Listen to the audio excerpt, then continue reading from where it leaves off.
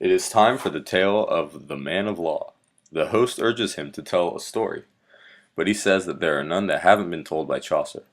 He eventually agrees when the host points out that lost time can never be regained. The man of law decides to tell a story he once heard from a merchant.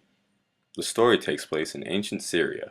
Once upon a time, a rich sultan yearned to be married to Princess Constance, the daughter of a Roman emperor. However, this seemed impossible because she and her kin were Christian, while the sultan and his people were Muslim.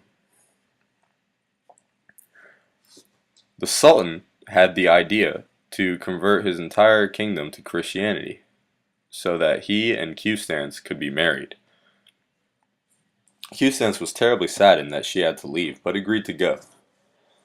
The Sultan's mother, however, was furious at being forced to convert and came up with an evil scheme. Once the princess had arrived, she and her followers massacred everyone that had converted. She didn't even spare her son, killing him like the rest of the people. The princess was horrified at the carnage. The Sultan's mother put her on a rudderless boat and pushed her out to sea. After years of drifting, she washed ashore in Northumberland. The confused princess eventually ran into the constable Hermenglid and his wife, who took her in. Even though they were formerly peasants, Constance converts them to Christianity. A young knight meets Constance and becomes obsessed with her. When she rebukes him, he's furious. After this, he schemes to take his revenge. He sneaks into Hermenglid's room in the middle of the night and stabs him to death. Then he goes into Constance's room and leaves the bloody knife in her bed, so she will be framed for the murder. She is brought in front of the king, Allah, to plead her case. The knight insists that she is the murderer and even says that he will swear on a book. When he does, however, he is mysteriously and righteously struck down by a force, proving his guilt. After this miracle, Allah and many of the people convert to Christianity. Allah and Constance then get married.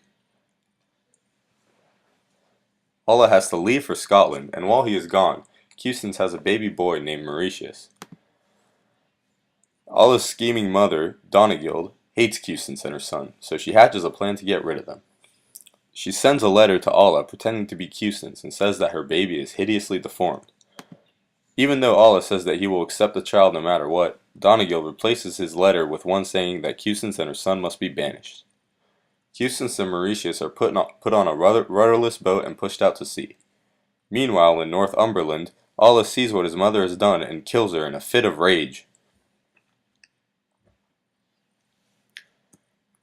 Constance and her son are brought back, unrecognized, by a senator to Rome, her homeland. Mauritius grows up to be a fine young man.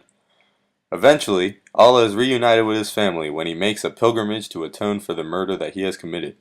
Sadly, a year after they reunite, Allah dies. However, a young Mauritius is crowned as the Emperor of Rome. The end.